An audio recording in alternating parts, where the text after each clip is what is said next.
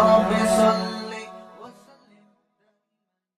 بسم اللہ الرحمن الرحیم. آج انشاءاللہ میں سورہ یوسف کا رکوع نمبر 5 اور 15 شروع کروں گا، لیکن اس سے پہلے سورہ یوسف کا رکوع نمبر 4 اور 12ویں پارے کا رکوع نمبر 14، اس کے چند علمی نکات تھے، وہ رہ گئے تھے 2-3، وہ میں انشاءاللہ بیان کر کے پھر آگے رکوع نمبر 5 شروع کرتا ہوں.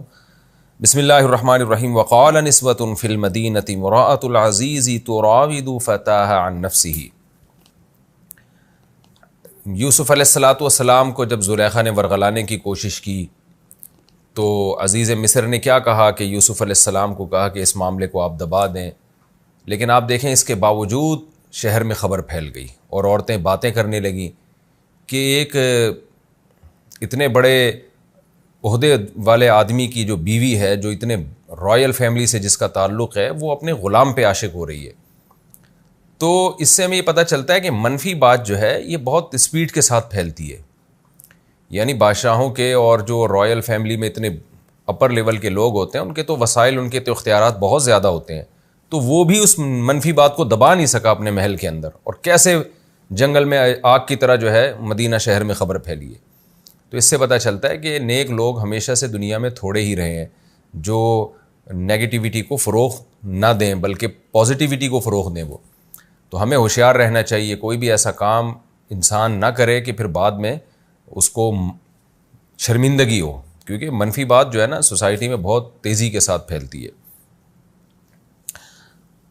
اب جو عزیز مصر کی بیوی تھی اس نے تو یہ سوچ کے کیا نا کہ یہ بات پھیلے گی نہیں، لیکن پھیل گئی، وہ بدنام ہو گئی پھر وہ. اچھا، دوسری علمی نقطے کی بات ہمیں یہ پتہ چلتی ہے کہ شہر کی عورتوں نے یہ جو تبصرے کیے کہ رائل فیملی کی عورت ہو کے عاشق ہو رہی ہے ایک غلام پر، تو اس سے کفف کا مسئلہ بھی پتہ چلتا ہے. ظاہر ہے ان کو یہ اندازہ ہوا کہ اتنے بڑے خاندان کی عورت ہے تو اتنے کمتر، جو ایک کم لیول کے لڑکے کی طرف کیوں مائل ہو رہی ہے. یہ عورت کی نیچر ہے کہ وہ ہمیشہ ایسے شخص سے نکاح کرنا چاہتی ہے جو اس کے لیول کا ہو. اسی کو کفف کہا جاتا ہے، اور شریعت نے بھی اس کا اعتبار کیا ہے. اس پر پوری امت کا اجماع ہے کہ عورت ہمیشہ اپنے لیول کے آدمی سے نکاح کرے گی، یا تو اپنے سے اوپر یا اپنے برابر. اور مرد کے لیے یہ جائز ہے، یا اس میں کوئی حرج نہیں ہے کہ وہ اپنے سے کمتر سے بھی نکاح کر لے. تو آج معاملات الٹے ہو گئے ہیں کہ عورت کمتر میں جا رہی ہے اور مرد اپنے سے اعلیٰ دیکھ رہے ہیں. اعلیٰ اور کمتر کا مطلب کیا ہے؟ فقہا نے بیان کیا ہے یہ قرآن و سنتی کی روشنی میں، اور اس پہ چاروں فقہ کا اتفاق ہے، حنفی، مالکی، شافعی، حنبلی، کہ عرف کے لحاظ سے یہ دیکھا جائے گا کہ مرد عورت کا ہم پلہ بھی ہے یا نہیں ہے. اور عرف میں موٹی موٹی 6 چیزیں ہوتی ہیں کہ مذہب دیکھا جائے گا، دین دیکھا جائے گا. دین سے مراد اسلام ہے، تو عورت بھی یعنی عورت مسلم ہے تو مرد بھی باپ دادا سے مسلم خاندان سے چلا آ رہا ہو، اور عورت اگر دیندار ہے تو مرد بھی دیندار ہو. پھر عورت اگر مالدار گھرانے سے ہے تو تیسری چیز یہ ہے کہ مرد بھی مالدار، اسی کے لیول کا مالدار ہو. اور چوتھی چیز جو ہے نسب ہے، خاندان ہے. اور اس طرح اور بھی بہت ساری چیزیں ہیں. یعنی یہ وہ 6 چیزیں تو وہ ہیں جو بالکل موٹی موٹی ہیں. اس کے علاوہ یہ بھی ہے کہ کوئی بہت ذہین لڑکی ہے تو کوئی بالکل ہی پرلے درجے کا احمق لڑکا اس کا ہم پلہ اور کفو نہیں ہو سکتا. کوئی بہت زیادہ ایجوکیٹڈ ہے یا کسی اچھے پیشے سے اس کے باپ کا تعلق ہے جس کو ایک اپر لیول کا پیشہ سمجھا جاتا ہے، اور لڑکا جو ہے کسی ایسے پیشے سے اس کا تعلق ہے جو ایک لو سمجھا جاتا ہے، تو یہ بھی کفو نہیں ہے. تو اس میں دنیا کی چیزیں بھی دیکھی جائیں گی، اخروی لحاظ سے بھی دیکھا جائے گا. وجہ اس کی ہے کہ عورت نے شوہر کے ماتحت بننا ہوتا ہے، تو جو ماتحت ہوتی ہے نا وہ چاہتی ہے کہ میرا میاں میرے برابر کا، یہ میرے جوڑ کا، یہ مجھ سے اوپر کا ہو. تو ہمارے ہاں جو تعدد زوجات کا رواج ختم ہو گیا نا، ایک مرد ایک سے زیادہ بیویاں رکھنا چھوڑ دی ہیں، اس کا نقصان یہ ہوا کہ عورت کی ویلیو گر گئی ہے. تو اب خواتین غیر کفو میں جا رہی ہیں. ایک پی ایچ ڈی لڑکی، ایک ماسٹر کی ہوئی لڑکی، وہ 8ویں کلاس سے بھاگے ہوئے سے شادی کر رہی ہے. تو یہ بھی ایک عجیب سی بات ہے نا، یہ اس کے جوڑ کا نہیں ہے. تو یہ بھی یہاں سے آپ یعنی ایک علمی نقطے کی بات یہ بھی ہے کہ پورے شہر کی عورتوں نے کہا کہ بھائی وہ بادشاہ کی یعنی رائل فیملی میں ایک عورت اتنی اونچے خاندان کی ہے، وہ اپنا اسٹیٹس تو دیکھے نا.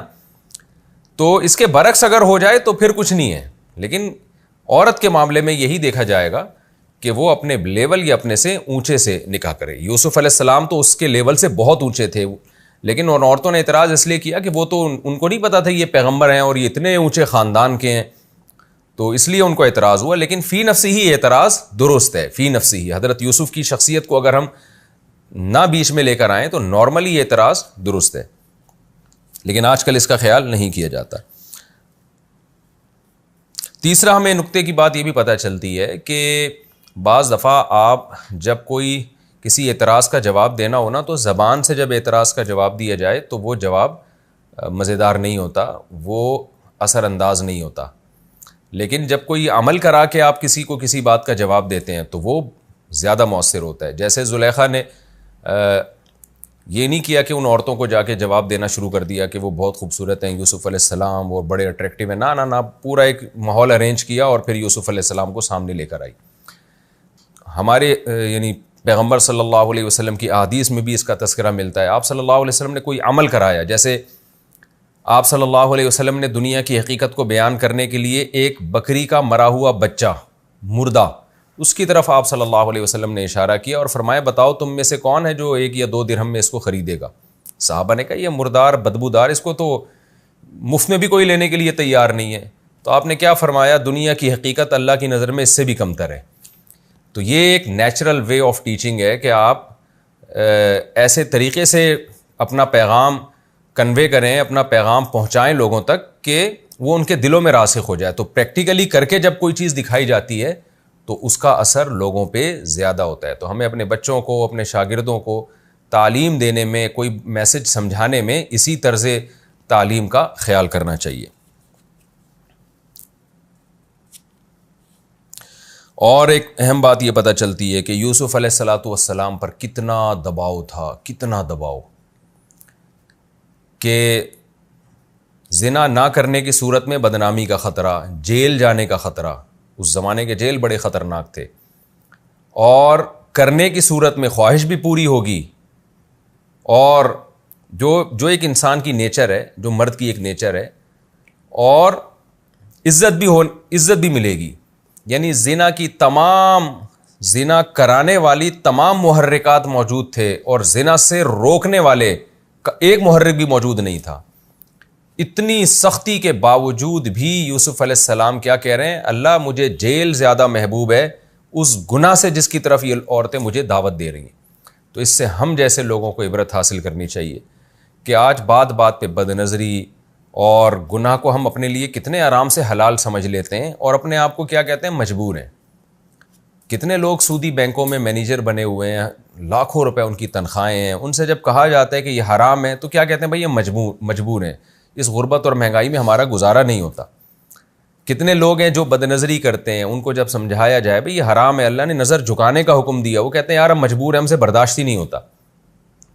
تو ہر گناہ کو ہم نے حلال کر لیا ہے اپنے لیے، چھوٹی چھوٹی مجبوریاں پیش کر کے.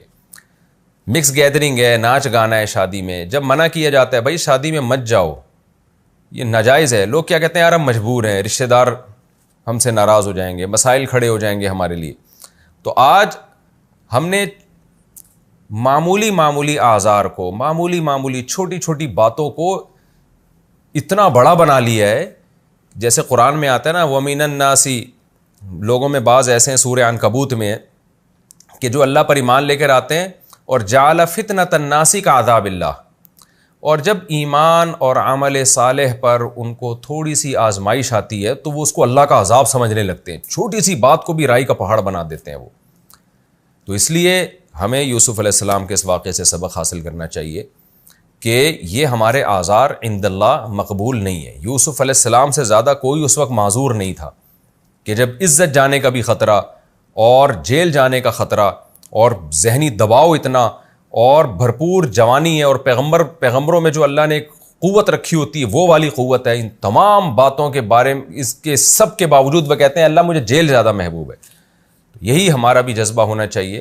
اور جب ہمارا گناہ سے بچنے کا یہ والا جذبہ ہوگا تو پھر حدیث میں آتا ہے، رسول اللہ صلی اللہ علیہ وسلم نے فرمایا ذاق طعم الایمان من رضی باللہ ربا وبالاسلام دینا وبمحمد صلی اللہ علیہ وسلم نبیا.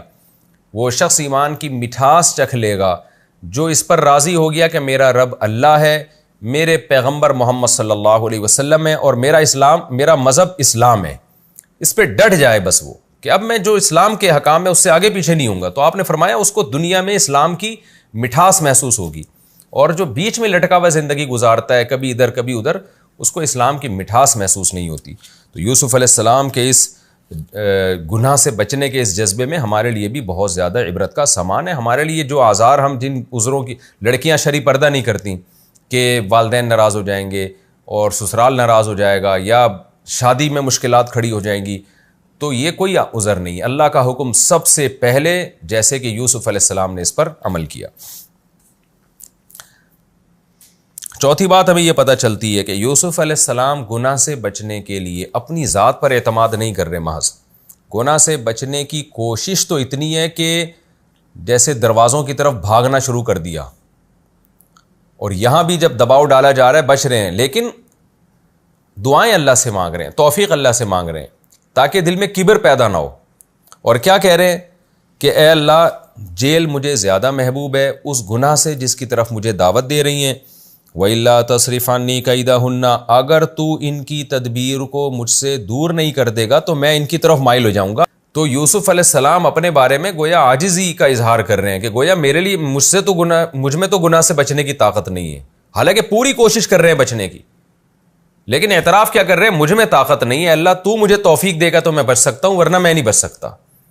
آج کیا ہو رہا ہے، آج نہ تو اللہ سے دعا مانگتے ہیں اور اپنے بارے میں یہ فرض کر کے بیٹھے ہوئے ہیں کہ میں تو بہت پاورفل ہوں، اور پھر گناہ سے بچنے کے اسباب بھی اختیار نہیں کر رہے ہوتے۔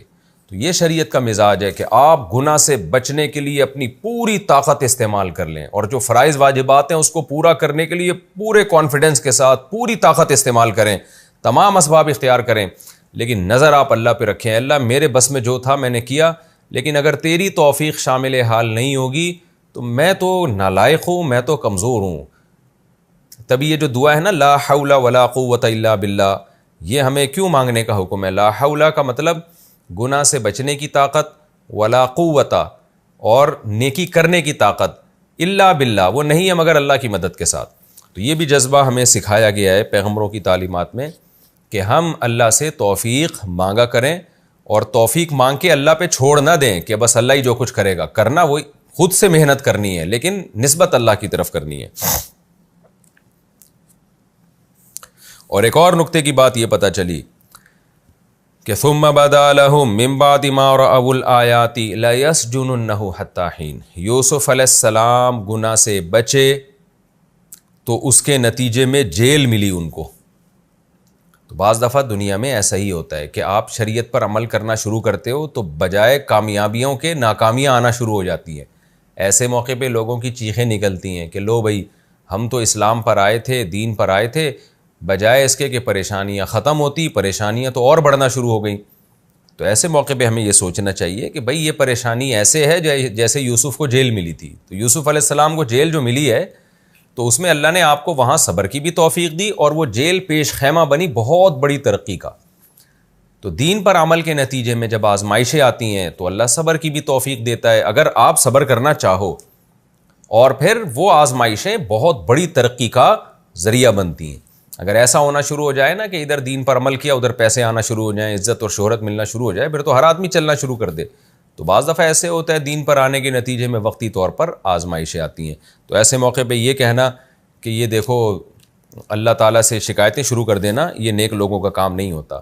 اور دوسری بات یہ بھی ہمیشہ ایسا نہیں ہوتا، بعض دفعہ آپ دین پہ چلنا شروع ہوتے ہو تو پھر کوئی آزمائش نہیں آتی بلکہ پریشانیاں فوری ختم ہونا شروع ہو جاتی ہیں۔ یہ بھی اللہ تعالیٰ بعض لوگوں کے ساتھ کرتے ہیں کہ آپ نے دین پر عمل کرنا شروع کیا، اللہ نے ترقی اور فتوحات کے دروازے کھول دیے، اور بعض دفعہ یہ بھی ہوتا ہے کہ وقتی طور پر آزمائشیں بڑھ جاتی ہیں۔ تو دونوں معاملات میں ہمیں مذہب کو تھامنا ہے، ہم نے دین سے پیچھے نہیں ہٹنا۔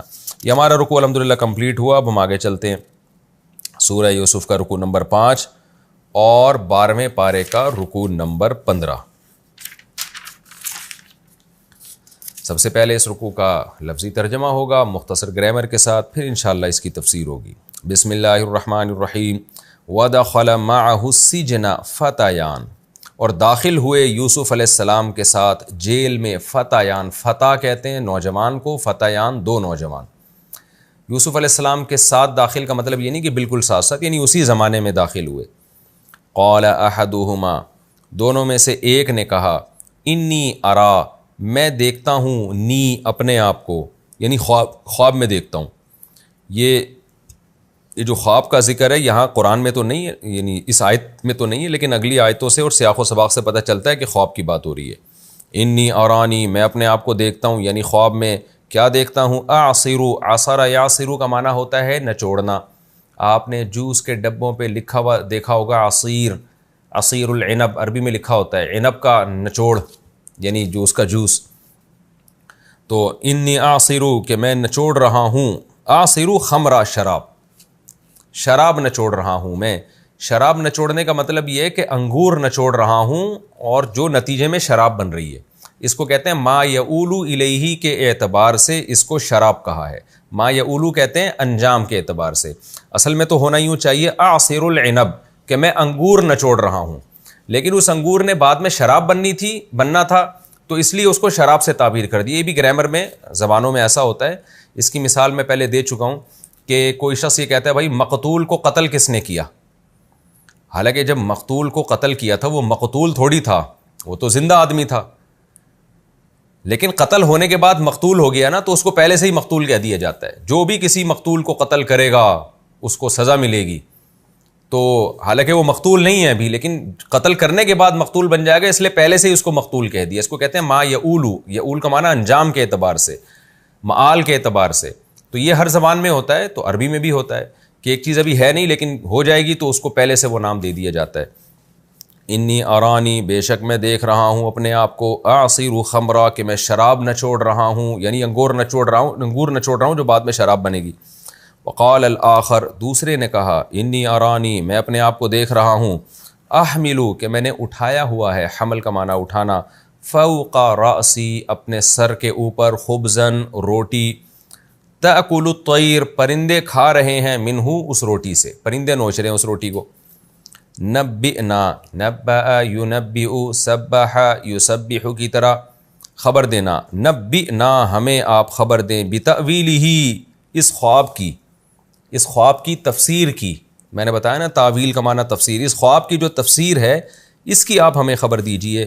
انا نراک، بے شک ہم آپ کو سمجھتے ہیں دیکھتے ہیں، من المحسنین اچھے لوگوں میں، ہمارا خیال ہے کہ آپ ایک اچھے آدمی ہیں تو آپ ہمیں اس کی تعبیر بتائیں. قال، یوسف علیہ السلام نے فرمایا، لا یأتیکما، تمہارا کھانا تمہارے پاس نہیں آتا، طعام کھانا، لا یأتیکما طعام کھانا نہیں آتا تم دونوں کے پاس، ترزقانی وہ کھانا جو تمہیں بطور رزق دیا جاتا ہے، جو کھانے کے لیے دیا جاتا ہے. ترزقانی تزربانی کی طرح، رزق یرزق رزقا رزق دینا، اور جب فعل مجہول میں ہوگا یرزقو رزق دیا جانا، تو ترزقو تم رزق دیے جاتے ہو، ترزقانی تم دونوں دیے جاتے ہو. ترزقانی ہی سے مراد وہ کھانا ہے، یعنی لا یأتیکما طعام کھانا نہیں آتا تم دونوں کے پاس. کون سا کھانا؟ ترزقانی ہی وہ کھانا جو تم دونوں دیے جاتے ہو، تم دونوں کو دیا جاتا ہے، وہ والا کھانا جو تم دونوں کے پاس آتا ہے تم کھاتے ہو اس کو، وہ والا کھانا تمہارے پاس نہیں آتا. الا مگر یہ کہ نبأتکما میں تم دونوں کے پہلے سے خبر دے دیتا ہوں. نبأتو وہی جو ابھی آیا تھا خبر دینا، بتاویلہ اس کی تفصیل کے بارے میں، تفسیر تشریح سب کے معنی میں یہ تعویل کا لفظ استعمال ہوتا ہے. میں اس کی ڈیٹیل تم کو پہلے ہی بتا دیتا ہوں. آسان ترجمہ یوں ہوگا، میں اس کی پہلے ہی تم کو تفصیل بتا دیتا ہوں کہ کیا آئے گا، آج کیا پکا ہوا ہے، یہ پہلے ہی میں بتا دیتا ہوں. قبل ان یأتیکما قبل اس سے کہ وہ کھانا تم دونوں کے پاس آئے.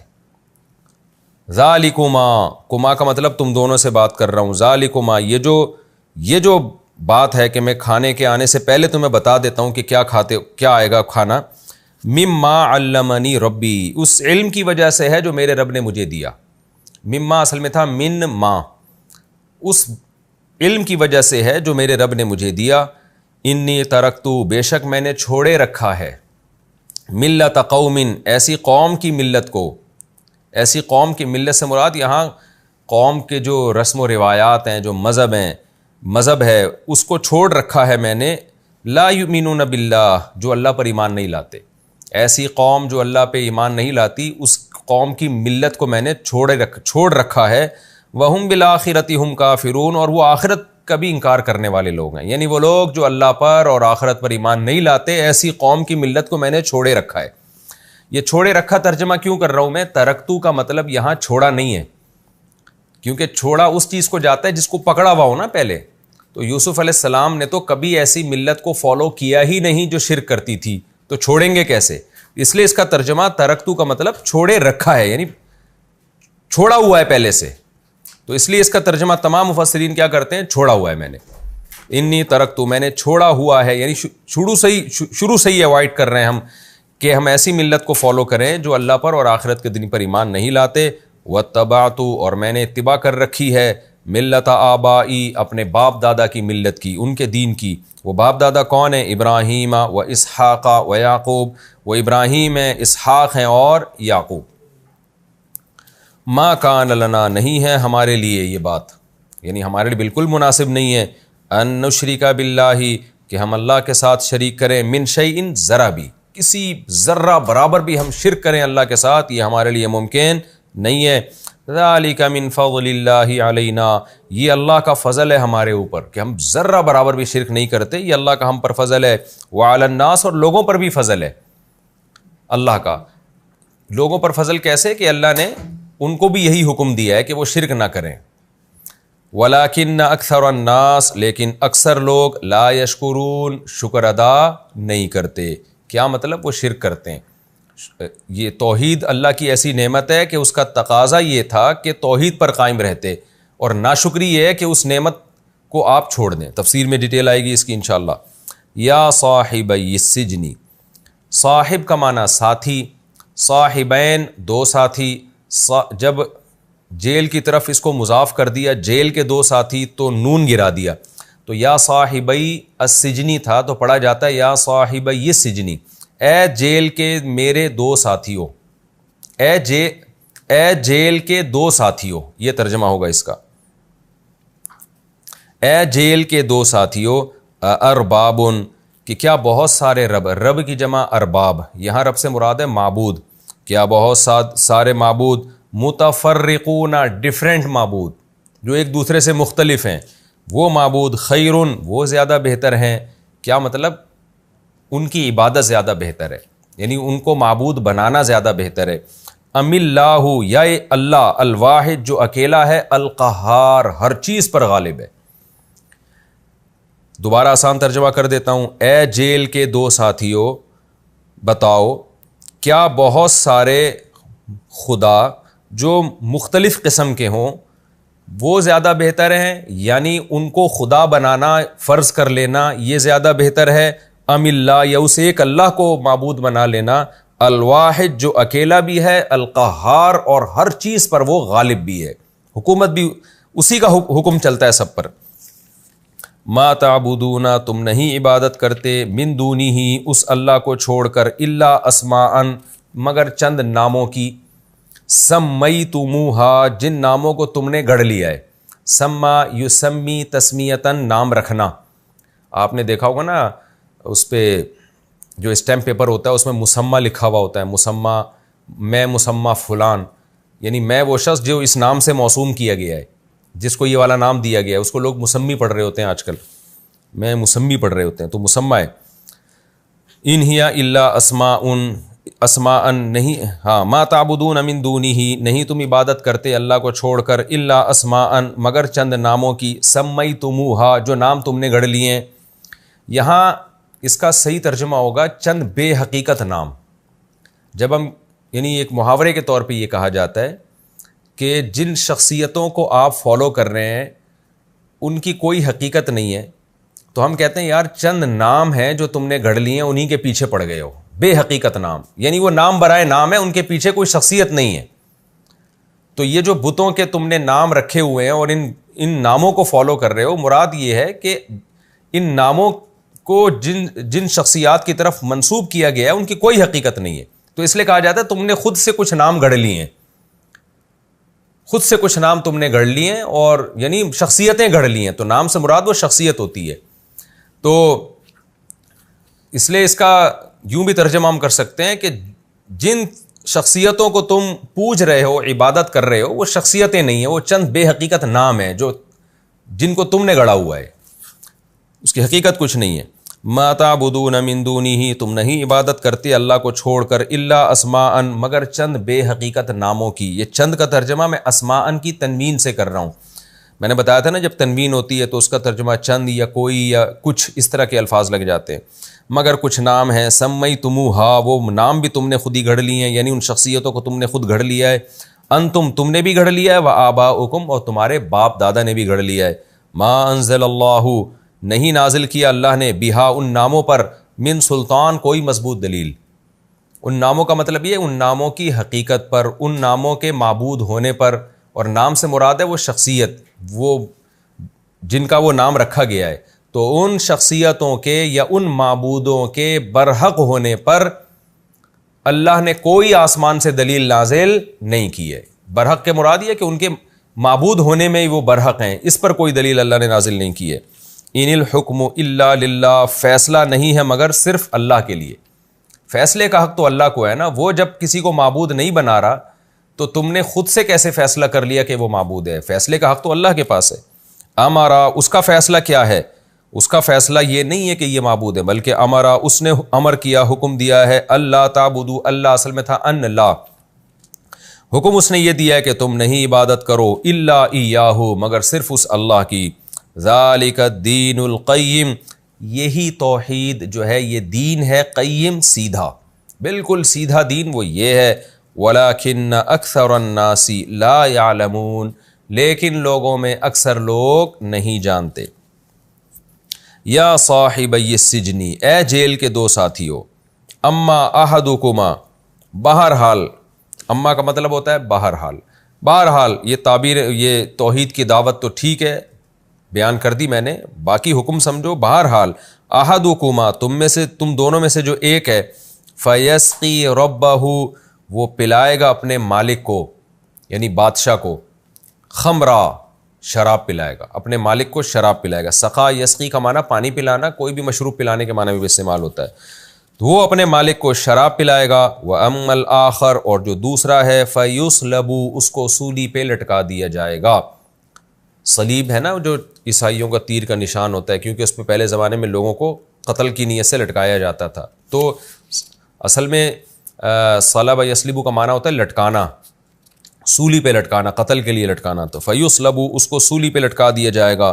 فتأکل الطیر، پس کھائیں گے پرندے، من رأسہ، اس کے سر سے، یعنی وہ مار دیا جائے گا بادشاہ کی طرف سے، قتل کر دیا جائے گا، اور اس کے پرندے اس کا سر نوچ کے کھا رہے ہیں، یعنی لاش کئی دنوں تک لٹکی رہے گی اس کی۔ قضی الامر، فیصلہ کر دیا گیا ہے، قضیہ کا معنی فیصلہ چکا دیا، الامر کا معنی جو معاملہ ہے، معاملہ چکا دیا گیا ہے۔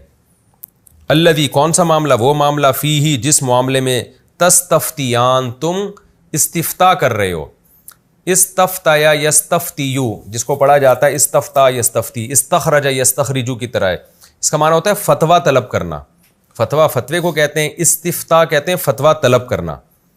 تو تستفتیان، جو فتویٰ تم طلب کر رہے تھے، تو اس کو فتوے سے تعبیر کیا جاتا ہے، یعنی کوئی بھی سوال ہو وہ فتویٰ ہی ہوتا ہے، تو وہ معاملہ جس میں تم دونوں مجھ سے فتویٰ طلب کر رہے تھے یا تم دونوں مجھ سے سوال کا جواب پوچھ رہے تھے، اس معاملے میں جو امر ہے وہ چکا دیا گیا ہے۔ کیا مطلب؟ جو میں نے تمہیں خواب کی تعبیر بتائی ہے نا، اور جو معاملہ میں نے تمہیں بتایا ہے، قضیہ، یہ معاملے کا فیصلہ ہو چکا ہے، یعنی اب اسی طرح ہی ہوگا، ایسا نہیں ہے کہ یہ خواب کی تعبیر غلط بھی ہو سکتی ہے، صحیح بھی ہو سکتی ہے، ایسا نہیں ہے، جو میں نے بتایا ویسا ہو کے رہے گا، یہ مطلب ہے، یعنی جس کو رہائی ملنی ہے وہ رہا ہو کے رہے گا، اور جس کو پھانسی پہ لٹکنا ہے وہ لٹک کے رہے گا۔ اب اس کے لیے ذہنی طور پر تم تیار ہو جاؤ، اس میں ایسا نہیں ہو سکتا کہ کوئی دوسرا احتمال بھی ہو۔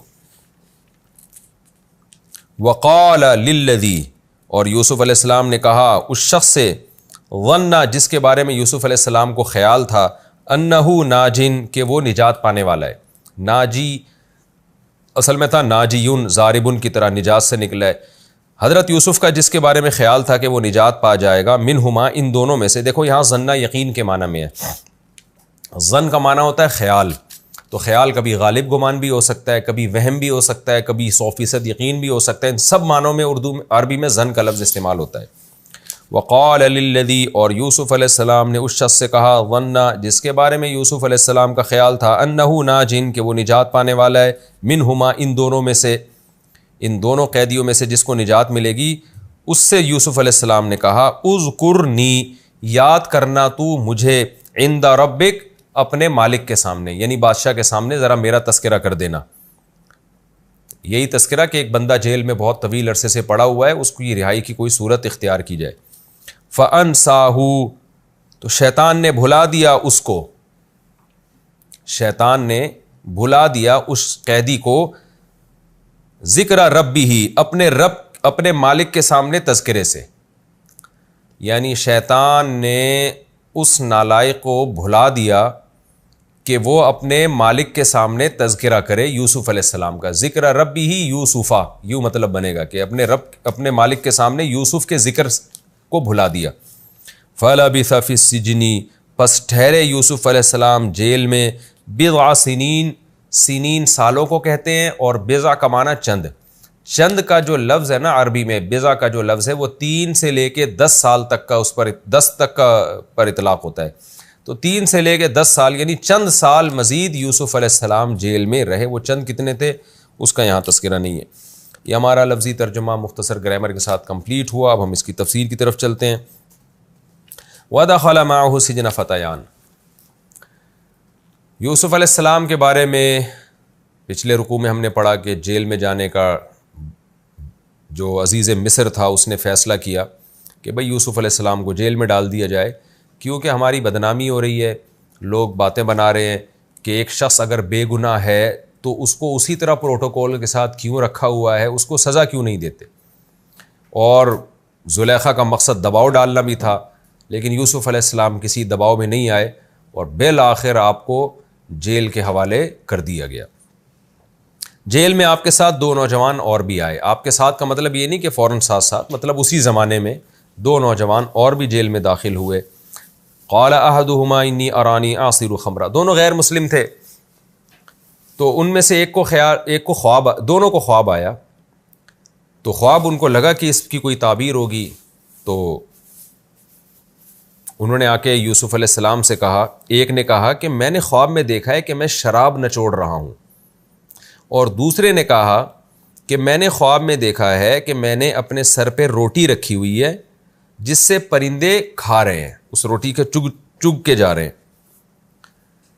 تو یہ دونوں چونکہ بادشاہ کے دربار میں تھے اور دونوں کو سزا ملی تھی جیل کی، اور کہا جاتا ہے، بہت سارے مفسرین نے یہ بات ذکر کی ہے، بعض روایات بھی اس پر شاہد ہیں، کہ دونوں کو پر کیس یہ تھا کہ ان دونوں نے بادشاہ کو زہر ملا کے قتل کرنے کی کوشش کی ہے، واللہ عالم۔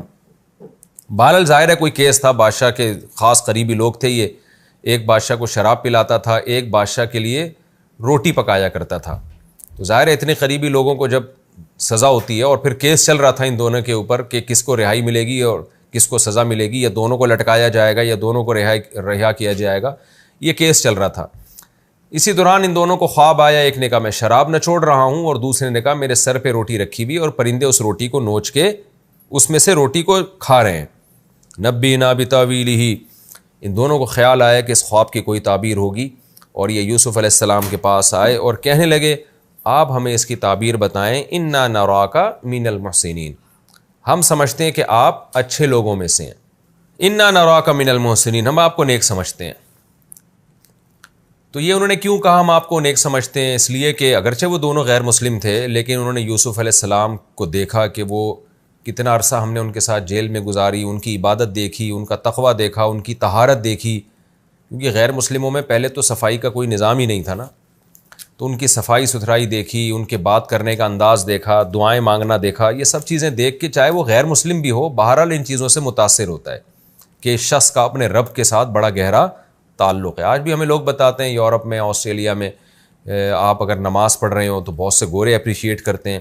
ہمارے ایک دوست نے بتایا کہ میں نماز پڑھ رہا تھا تو ایک گورے نے میری بڑی تعریف کی اور کہا کہ ہم لوگوں نے تو اپنا مذہب بالکل چھوڑ دیا ہے، چلو تمہارے اندر یہ تو ہے نا کہ جس مذہب کو تم مانتے ہو اس کو فالو تو کر رہے ہو۔ تو یہ ایک انسان کی نیچر ہے کہ جب بھی کسی کو اچھا عمل کرتا ہوا دیکھتا ہے تو اس کی طرف دل مائل ہوتا ہے، اور ایسے موقع پہ پھر اسی طرح کے لوگوں سے تعبیریں بھی پوچھی جاتی ہیں۔ تو آئے, انہوں نے کہا ہم سمجھتے ہیں کہ آپ نیک آدمی ہیں. قال لا یأتیکما طعام. یوسف علیہ السلام نے ان کو فوراً تعبیر نہیں بتائی, بلکہ یوسف علیہ السلام کو موقع مل گیا کہ اب یہ دونوں میرے محتاج بن کے میرے سامنے آئے ہیں, انہوں نے میری نیکی کا بھی اعتراف کیا اور اب یہ مجھ پہ ڈیپینڈ کر رہے ہیں کہ میں کیا تعبیر بتاتا ہوں. ان کے سوال یہ سمجھنے کہ ان کے سوال کا جواب میرے پاس ہے, تو اب گویا ایک طرح سے یہ مجبور ہو گئے ہیں. تو جو مجبور انسان ہوتا ہے اس کا جب کسی سے مفاد ہوتا ہے نا تو وہ اس کی بات سنتا غور سے ہے. یہاں یوسف علیہ السلام کو موقع مل گیا کہ تعبیر بعد میں بتاؤں گا, پہلے ان کو توحید کی دعوت دے دوں, دین برحق کی دعوت دے دوں. کیسی زبردست حکمت کی بات ہے. دیکھیں یہ اس سے ہمیں کیا پتہ چلتا ہے کہ اتنا عرصہ ایسا لگتا ہے یوسف علیہ السلام نے ان کو دعوت نہیں دی تھی دین کی. وجہ اس کی یہ تھی کہ وہ جانتے تھے کہ یہ سیریس نہیں ہوں گے بلکہ رد کر دیں گے, ضد میں آ جائیں گے. موقع تلاش کر رہے تھے یوسف علیہ السلام کہ کب میں ان کو دین کی دعوت دوں. تو یہ بہترین موقع تھا. اچھا پہلے اگر تعبیر بتا دیتے پھر دین کی دعوت دیتے وہ بھی اثر نہیں کرتی, اس لیے کہ ان کی ضرورت تو پوری ہو گئی نا, وہ تھوڑی غور سے بات سنیں گے. تو کہتے ہیں نا ہولڈ کر کے رکھا ہے ان کو. جب آپ کسی کی ضرورت پوری کر رہے ہوتے ہیں نا تو جب تک آپ اس کو لٹکانا چاہیں, روکنا چاہیں, ہولڈ کرنا چاہیں وہ رہے گا. اس دوران آپ جو بھی اس کو بتاتے رہیں گے وہ غور سے سنے گا. تو یوسف علیہ السلام نے دیکھا بہترین موقع ہے دعوت کا, تو یوسف علیہ السلام نے یہاں ان کے خواب کی تعبیر کو ڈیلے کیا اور اس دوران دین برحق کی دعوت دینا شروع کر دی. اچھا دین برحق کی دعوت دینے کے لیے سب سے پہلے اپنا انٹروڈکشن کروایا. بعض دفعہ انسان اپنا تعارف اس لیے کرواتا ہے کہ تاکہ سننے والا بات کو غور سے سنے. دیکھیں میڈیکل سائنس کی بات اگر آپ کر رہے ہیں صحت کے حوالے سے, تو لوگ کیا کہتے ہیں, کوئی بھی ڈاکٹر اگر بات کر رہے ہیں میڈیکل سائنس کی تو سب سے پہلے اپنا انٹروڈکشن کرواتا ہے کہ میں معمولی ڈاکٹر نہیں ہوں, میں نے یہاں سے ڈگری حاصل کی ہے, تاکہ لوگ اس کی بات غور سے سنیں. ایسا ہی کوئی بھی اٹھ کے میڈیکل سائنس کی باتیں کرنا شروع کر دے, لوگ تھوڑی اس پہ کان دھرتے ہیں. کوئی بھی شخص جو ہے وہ جب اپنی قابلیت بتاتا ہے تو اس شعبے سے متعلق پھر اس کی بات غور سے سنی جاتی ہے. تو یہاں بھی یوسف علیہ السلام نے سب سے پہلے اپنے نبوت کی دلیل دی کہ میں جو تم سے بات کرنے جا رہا ہوں یہ بات صرف میرا ایک تجزیہ نہیں ہے کہ تم اس کو جیسے لوگوں کے مختلف کانسیپٹ ہوتے ہیں, نظریات ہوتے ہیں اور لوگوں کے پاس اس کی دلیل ہوتی ہے, ہر ایک کی اپنی اپنی دلیل ہوتی ہے, کوئی دوسرے کی دلیل سنتا ہے پھر اس پہ رد کرتا ہے, اپنی دلیل پیش کرتا ہے, جو ایک عام ڈیبیٹ کا طریقہ ہے. میں ذرا اس سے ہٹ کے تمہیں بتاؤں کہ میں اللہ کا سلیکٹڈ پیغمبر ہوں اور ظاہر ہے میں جو کچھ کہوں گا وہ اللہ کی طرف سے ہوگا, میری اپنی بات کچھ نہیں ہوگی. تو اپنے آپ کو یہ ثابت کرنے کے لیے کہ میں اللہ کا پیغمبر ہوں اور میں تم سے وہ بات کروں گا ہی نہیں جو واقعے کے خلاف ہوگی, کیونکہ ظاہر ہے اللہ تو غلط نہیں کہہ سکتا. تو یہ ثابت کرنے کے لیے یوسف علیہ السلام نے سب سے پہلے اپنے معجزے پیش کرنا شروع کر دیے. اور وہ معجزے کیا, انہوں نے بتایا کہ دیکھو تم نے بارہا یہ بات نوٹ کی ہے کہ جیل میں جب بھی ہم سب کے لیے کھانا آنے والا ہوتا تھا میں پہلے بتا دیا کرتا تھا کہ آج یہ پکے گا, آج یہ پکے گا, آج یہ کھانا آئے گا, اور جو میں بتاتا تھا وہی کھانا آ رہا ہوتا تھا. اس وقت تو تم لوگوں نے اس کی طرف زیادہ توجہ نہیں دی, لیکن آج میں بتا رہا ہوں کہ ایسا کیوں ہوتا تھا. ذالک مما علمنی ربی, یہ اس علم کی وجہ سے جو میرے رب نے مجھے دیا. وہ علم سے مراد ہے وحی, تو میرا رب وحی کے ذریعے مجھے بتاتا ہے, یہ میں خود سے نہیں فیصلہ کرتا, یہ خدا سے میرا لنک ہے, تعلق ہے. اللہ مجھے بتاتا تھا کہ ان کو بتا دو کہ آج یہ کھانا آئے گا, کل یہ کھانا آئے گا. تو یہ وحی ہے, تو مجھ پر وحی نازل ہوتی ہے اللہ کی طرف سے, میں اللہ کا نمائندہ ہوں زمین پر, مجھ پر آسمان سے وحی آتی ہے, اس وحی کے ذریعے میں بتاتا ہوں, ورنہ میرا کسی سے یہاں رابطہ نہیں ہے. اس زمانے میں تو ظاہر ہے فون اور یہ سب چیزیں, موبائل, یہ سب تو ناممکنات میں سے تھیں, تو کوئی رابطہ نہیں. میں تمہارے سامنے بیٹھا ہوتا ہوں, 24 گھنٹے تمہارے ساتھ موجود ہوں, اور میں تمہیں پہلے سے بتا دیا کرتا تھا کہ دوپہر کھانے میں یہ چیز آئے گی اور رات کھانے میں یہ چیز آئے گی. تو تم نے کبھی نوٹ نہیں کیا, یہ تم تو بس تعجب کرتے تھے کہ یہ کیسے بتا رہے ہیں. تو آج میں بتاؤں گا کہ میں کیسے بتایا کرتا تھا. دیکھیں اس سے پہلے یوسف علیہ السلام نے بتایا بھی نہیں ان کو کہ میں کیسے بتاتا تھا, کیونکہ وہ موقع تلاش کر رہے تھے کہ موقع پہ بتاؤں گا تو پھر اثر ہوگا. تو اس لیے یوسف علیہ السلام نے فرمایا لا یاتیکما طعام, دیکھو تمہارے پاس کھانا نہیں آتا تھا یا آتا ہے, ترزقانہ, جو کھانا تمہیں دیا جاتا ہے, الا نبأتکما, مگر میں تمہیں بتا دیا کرتا ہوں, بتاویلہ, اس کی پہلے سے تفصیل, قبل ان یاتیکما, اس سے پہلے کہ وہ تمہارے پاس آئے. تو تم نے یہ بات شاید نوٹ نہیں کی، آج میں تمہیں، یا نوٹ کی ہوگی تو تم نے اس کو شعبدہ سمجھ کے رد کر دیا ہوگا کہ بھئی حیرت کی باتیں کیسے بتا دیتا ہے، کوئی شعبدہ سمجھ لیا ہوگا، کوئی جادو سمجھ لیا ہوگا. نا ذالکما مما علمنی ربی، یہ میں بتاتا ہوں اس لیے جو میرے رب نے مجھے سکھایا ہے، یعنی یہ وحی کے ذریعے میں تمہیں بتاتا ہوں، میرا رب مجھے بتاتا ہے، اس کے بتانے سے میں تمہیں بتا دیتا ہوں. اب سوال پیدا ہوتا ہے میرے رب نے مجھے یہ مقام کیوں دیا کہ ایسا میرا رب سے کانٹیکٹ ہے، اس نے مجھے پیغمبر بنا لیا. تو یہ جو روحانی نعمت میرے رب نے مجھ پہ کی ہے، ایک نیکی ہے جو اللہ نے جس کی ہمیں توفیق دی ہے، اس نیکی کی برکت ہے کہ مجھ کو اللہ نے سلیکٹڈ بنا لیا ہے. تو تم بھی وہ نیکی کر لو تو اللہ تمہیں بھی کچھ اعلیٰ مقام دے دے گا. ظاہر ہے نبوت تو نہیں ملے گی، وہ تو اللہ کی طرف سے خاص بندوں کو ہی ہوتی ہے، لیکن تمہیں بھی مادی اور روحانی نعمتیں ملنا شروع ہو جائیں گی. وہ میں نے نیکی کیا کی ہے، انی ترکت ملت قوم، کہ ہم ایسی قوم کو فالو کرتے ہی نہیں ہیں جو اللہ اور آخرت پر ایمان نہیں رکھتے، اور میں فالو کرتا ہوں اپنے باپ دادا کو، ابراہیم، اسحاق اور یعقوب. اور ان میں کیا کوالٹی تھی؟ ما کان لنا نشرک باللہ من شیء، ہمارے لیے یہ مناسب ہی نہیں ہے، اس کا امکان ہی نہیں ہے کہ ہم اللہ کے ساتھ کسی کو ذرہ برابر بھی شریک کریں. تو جو مذہب کی جو بیس ہماری شروع ہوتی ہے وہ توحید سے شروع ہوتی ہے. تو ہم توحید پرست لوگ ہیں اور ہم شرک کی بدبو کو برداشت نہیں کر سکتے. یہ سب سے پہلی سیڑھی ہے اس روحانی ترقی کے لیے جس ترقی پر اللہ نے مجھے گامزن کیا ہے، جس ترقی کی طرف میں جا رہا ہوں.